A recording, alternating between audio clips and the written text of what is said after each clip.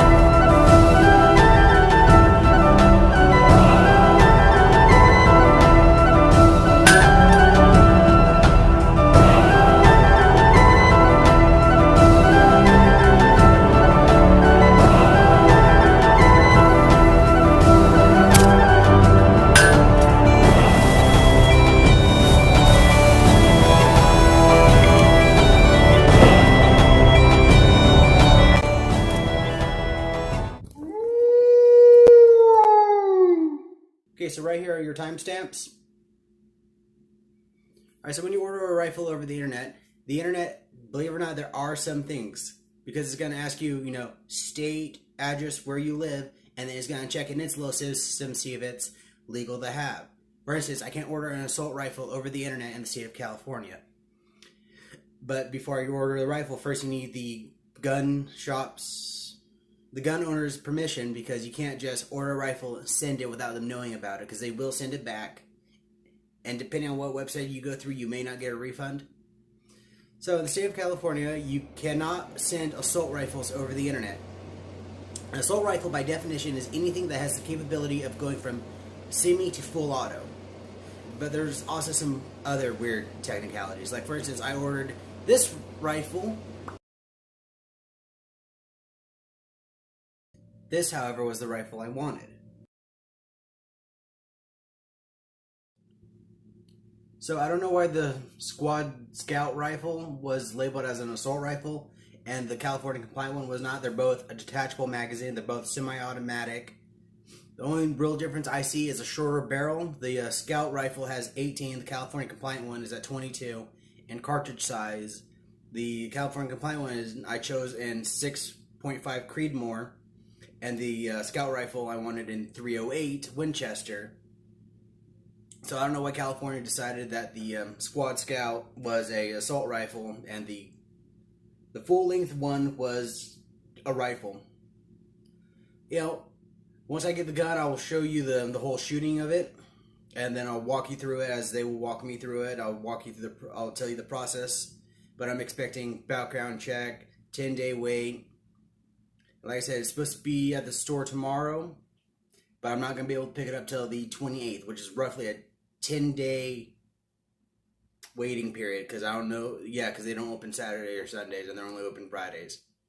So, let's do a quick history on the M14, and then when I get the rifle, I will add that footage to this video. The M14 is an American-made rifle in Springfield, Massachusetts. It was adopted in 1957 and would be the standard issue from 1959 until it was eventually replaced in 1970 by the M16.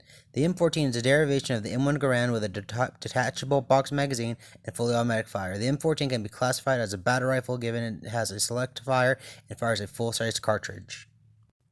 After Vietnam and being replaced with the M16, the M14 found a niche as a designated marksman rifle, or DMR, and then later as part of the M21 and even later the M24 sniper weapon system. The M14 would be calibrated in the NATO standard 7.62 by 51 mm, which is 1/2 inch shorter than the 30-06 of the M1 Garand and shorter than the 6.5 Creedmoor by less than 1/5 of an inch. The M14 was meant to replace and take the roles of the M1 Garand, the Browning automatic rifle, the M1A1 carbine, and the M3A1 grease gun. It was also meant to make logistics, training, and small arms maintenance easier, seeing how it was to replace 4 firearms with just this one firearm. It was also in direct response of the Soviets' AK-47. It was used by all the branches of the United States military, and it was a reserve rifle for the Army and Marines when there was a shortage of M16s. the M14 sole service in the Vietnam War, the Communist Rebellion in the Philippines, the Moro conflict, the Etho-Somali War, the Falklands War, the Soviet-Afghanistan War, the 2004 Haitian coup, the Syrian Civil War, the Iraq War, and the war in Afghanistan. Okay, so update, I figured out what made my M1A and assault rifle. Well, technically what made my M1A compliant, but what made the one I wanted an assault rifle, and it was the style of muzzle suppressor, flash suppressor. So, if the flash suppressor is slotted, I don't know why, but that makes it an assault rifle. But if it has like holes drilled through it, more or less, it's fine. I don't know why, but it is. And then in other news, I am so filthy. In other news, I didn't realize this because it was in none of the materials that I was listening to.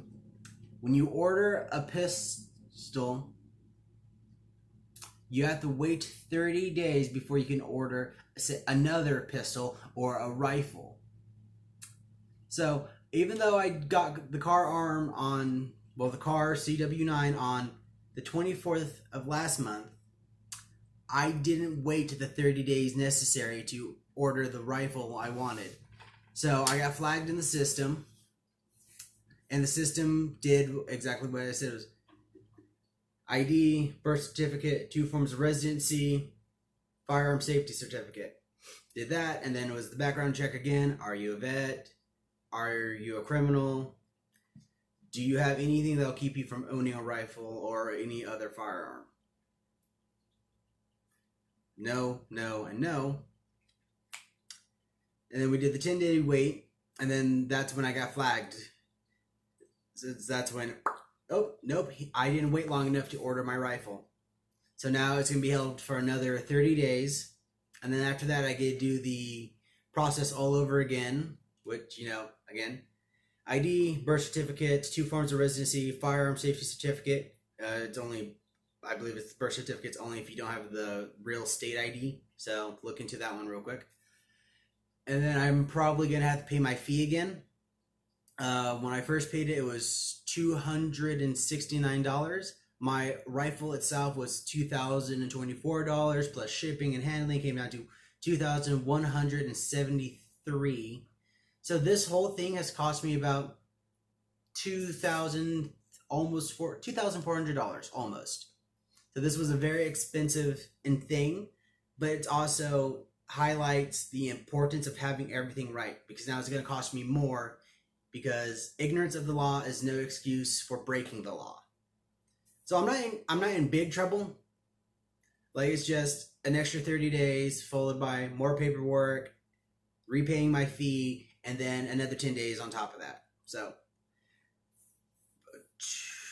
why did I suck at months? June, July, August 16th is when I'm supposed to be cleared, and then I had to go on the 17th and we redo all the paperwork again. And then on the 26th or 7th, I should be allowed to have my rifle at that point, at which point I will show you the loading, the firing, and run you through it from that point. Oh, and I forgot in my video on the history of it, the M14 has a side selector that allows you to go from semi to full auto, and then the safety is actually a small lever in front of the trigger, which you'll see in the slides. The California Compliant M1A, or actually the M1A in general, because it is the civilian version of the M14, does not have a side selector, which means it's all semi-automatic. So with enough luck, I will see you in 40 more days, and I'll have my rifle, and you'll see me shoot it. Oh, I also found a 6.5 Creedmoor is an unusual round. I would have been smarter to get the 7.62. So, hey, I'm new to this. I'm learning. I'm trying to share this with you so you can avoid making my mistakes. All right, so until our next project. I hope you enjoyed this video. If you did, please click the like button. If you have any suggestions or criticisms, leave a comment. And if you want to stay tuned for my next project, don't forget to click that subscribe icon and ring that bell. So, until our next project, have a beautiful day.